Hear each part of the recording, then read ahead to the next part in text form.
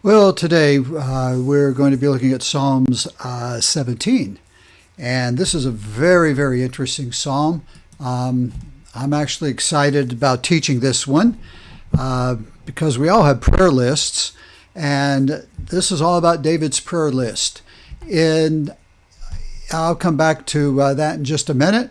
If you need to contact me, this is where my email address is. And for my class members, they get hard copies of this when they come into class, and I teach this. They're given a copied sheet of paper, usually with blanks in it, but yours would have all the answers. So if you'd like that, email me, and I'd be glad to send that to you. All right, here's the back to Psalm 17 and David's prayer list. We know it's David's prayer list because it says the prayer of David in the superscription or the prescript before verse 1. Here's what is also interesting. David only wrote 2 psalms of his actual prayers. Many of the psalms were prayed by other people or for other people, and I'm sure David prayed. He mentions prayer, talking to God, but in this particular case, there are only 2, and we're looking at the first one today, and we'll look at part 2 when we get to 86, and however long it takes us to get there. This chronologically fits in at 1 Samuel 23:29, and after you get the backstory on this, you will understand a lot of the prayer requests that David has on his list. If we're looking at David's 33 years in Jerusalem as the king, this predates it because Saul, in the verse that it fits chronologically with, it says this, and David went up from thence and dwelled in strongholds at En-gedi. Here's what's happening. Throughout the entire chapter 23 of 1 Samuel, David is being chased by King Saul. A lot of close calls. And David is actually within Saul's captured. He's pinned. And a messenger arrives and tells Saul that the Philistines are invading Israel and headed for the capital. Saul immediately abandons the chase, and he doesn't like it, but he abandons the chase. He gets back home to defend the nation, and David flees to En-gedi. And this is sort of where En-gedi's down on the Dead Sea. It's down over some cliffs.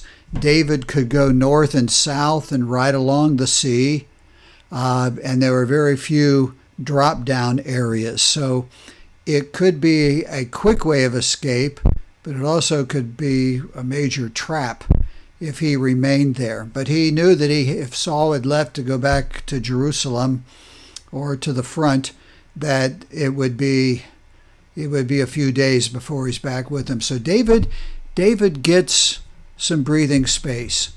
Every now and then, we as God's people need to get some breathing space. So here's what David prays for that's on his list. And just sort of, well, you have the outline of these, and I'd say just as we go through this, keep in mind, David knows he's going to be the king. He's not there yet. He won't touch Saul. He won't kill him. And all he does is just run, and he runs in God's time. And that the Lord, he knows that the Lord has his hand upon him, but David needs reminded of that, just like we do. So here's the prayer list, and in this case, David has at least one quiet night that he can share his heart with the Lord. So here's the very first thing. David prays for justice among his oppressors. This could be Saul and the men in Saul's army. This could be others that he's met along the way that have done him in. And in the first 4 verses, here's how it kicks in. And here's what it has to say. Hear the right, O Lord. Attend unto my cry. Give ear. Listen to my prayer, that it goes not out of feigned lips, or it's not a contradiction of I'm not double-minded here. I don't live what I ask for. I am living. As far as I know, I'm walking with you. And so I'm not going to say something and do something differently. He said, I've made sure and I've confessed sin. And Lord, I come to you tonight with honesty. And that you know I'm not going to lie to you. In verse 2, David says, let my sentence or my judgment come forth from your presence. Anytime you talk about the presence of God, it's the face of God.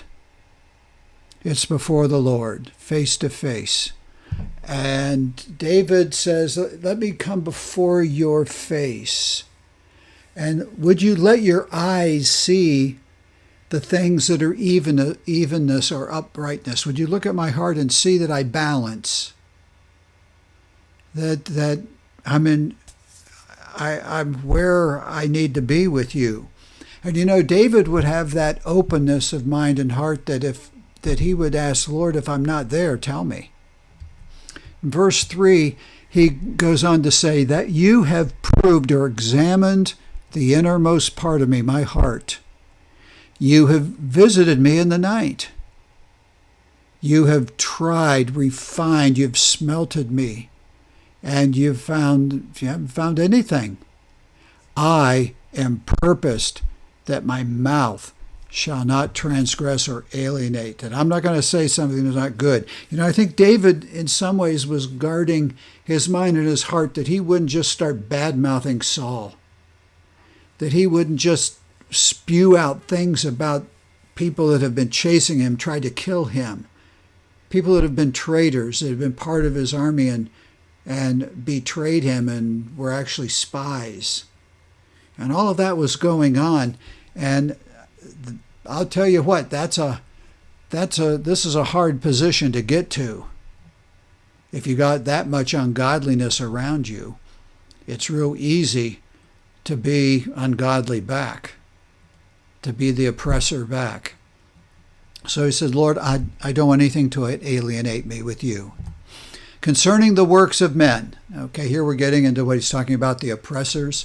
Concerning the works of men, by the word of your lips, I have kept me from the paths of the destroyer, or the violent one. He said, I'm not going that direction. I'm not out to destroy Saul. I'm not out to be used of Satan to become a violent individual and someone seeks revenge.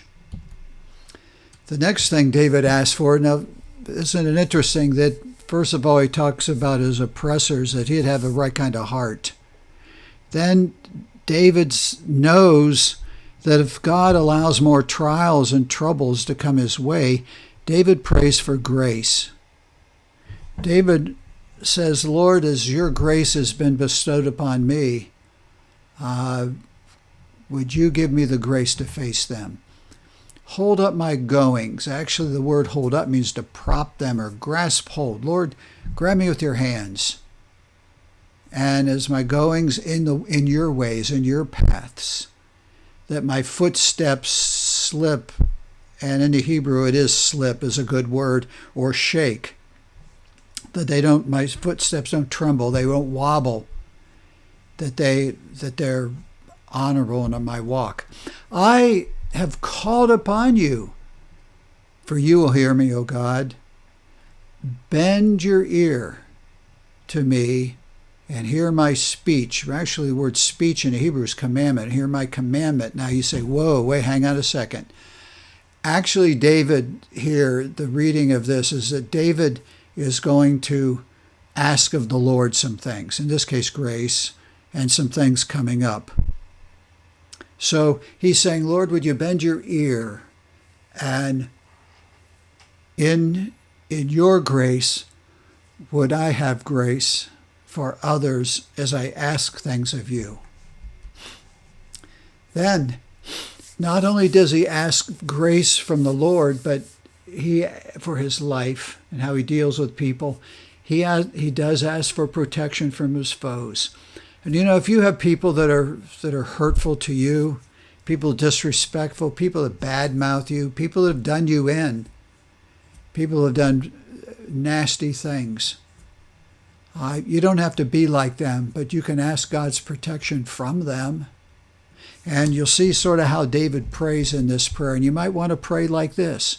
And David goes on and says, show your marvelous loving kindness, O thou that saves by your right hand, them who, really not which, but who or which put their trust in thee from those that rise up against them. So David says, Lord, show your distinct, your marvelous loving kindness. And to put trust is to seek refuge. There, in the Hebrew, there are interchangeable words that basically all mean the same thing. When we say, when David said, God, you're my salvation, he would say that many times it means, God, you're who I trust in. God, you're my refuge. Lord, you're my deliverance. All of those are basically the same thing. And we get to the New Testament, we talk about being saved. Put those into context. We would say, I'm saved. What's that mean? I put my trust in Jesus Christ. I'm saved. I've sought refuge and forgiveness, and I know the place to go is the Lord Jesus Christ is the only one. That's who I will put my trust. The word salvation can mean deliverance. And yes, when I say that I'm saved, I've been delivered from the penalty of sin, the power of sin. I've been delivered from those things to the Lord Jesus Christ. So that we're all on the same page on this. Keep or preserve me as the apple or the pupil of your eye. Hide me under the shadow of your wings. And it's actually, the wings are the extremity of a bird or an angel or a creation that has wings. And he says, with even the shadow of your wings, the extremity, Lord, cast a large shadow of protection about me. I need it. Because David didn't always know where his enemies were. So he said, Lord, would you protect me as I walk through this life? We walk daily through a tough life. You know, we're in the midst of the coronavirus, and sometimes I go without a face mask outside. Nobody's around. And sometimes I just envision in my mind, Lord, I can't see that. I can't see the virus. I said, is it floating around in the air? And so I say, Lord, I'm doing everything I can. I don't touch my face. I wash my hands. I wear my mask a lot, and I used to wear gloves a lot, but we're told that didn't really matter if you wash your hands. And I said, really, Lord, I'm in your protection. I need to ask for that because I can't see it. And so help me to use common sense, and to walk by faith and ask for your help. From the wicked, he says, help me. From the wicked that oppress me, from my deadly enemies who compass me about. They want to ruin me. They are enclosed in their own fat. They're all consumed with themselves. With their mouth they speak proudly, majesty, as they have big egos. And they say, man, we're part of the army, or we can get David, and we want the reward. And we're going to shut that man's mouth up. We're going to get him. And this is the place not to be, is to have a big head and a big mouth. And that's what's talked about here. They have now, and remember, they had David pinned down before Saul gets called away. And there's an allusion to that. They've now compassed us in our steps and our going, and they've set their eyes bowing down to the earth, meaning they've got their eyes set on a victory. They've really stretched them out. They see, hey, we see David. We can catch him. We can get him. Like as a lion that is greedy for his prey, longs for, and as it were, a young lion lurking in secret places. They're really hungry to get me. And then David finally prays and says this to the Lord. He said, not only do I need protection, Lord, I'm going to need some action. I can't do it. I can't win without you. I can't get to the throne that you prepared for me unless you do something, that there's actually action that I can see. So Lord, arise, O Lord, disappoint him, cast him down, deliver my soul from the wicked, which is your sword. The word disappoint means to meet them in the way and stand in the front and confront them. David is actually praying, Lord, just as the illustration would be Pharaoh's army chasing the children of Israel with Moses, and they get pinned with their backs to the sea. God puts the wall of fire. God stood between Pharaoh's army and Moses and the children of Israel till they could get across the sea. And David is praying that Lord, stand in the way and make it known to them that it is you. There are many times, but not many, there's a few times I can read about Saul that he really had a repentant heart when he was in his right mind and spirit over him chasing David and trying to kill David. He just wasn't, he said, this isn't right to do this. Then he'd get the big head again and go after him. From men from which are at your hand, O Lord. He said, David says, send men to my rescue if you have to. Send an army if you have to, which have their portion in this life, whose belly you've filled them with hidden treasure. They're full of children and leave the rest of their substance to their babes. He's talking about, Lord, about territory, stake out possessions, leave, cast down, and the rest of the substances, the abundance that you've blessed with. He said, so you need to stand in front and protect me from men which are at your hand, O Lord, men of the world. And I think they have it all. As for me, David says, I'll behold your face in righteousness. Lord, I will still stand and try to be right. I shall be satisfied, filled. I'm full with things of God. And when I awake, with your likeness. Earlier on, it talked about David saying, God, you visit me at night and talk with me at night. And here we see David says, well, when the morning comes, I'll awake, and I want to be more like you. I remember what famous preachers who's now home with the Lord, Dr. Jack Hyles, heard him say in one of his message, I will walk with God at night while men sleep. I will walk with men in the daylight when they're awake. Think of that again. I will walk with God at night when men sleep. And I will walk with men during the day when they're awake. David had his best times of prayer before bed and when he got up in the morning, because then he knew he had to be king, or he had to be the servant of the Lord. So I hope that helps you as much as it helps me. And once again, here's where I can be found, some of the sources I have. I want to thank you, and God bless you. I wish God's richest blessing to you.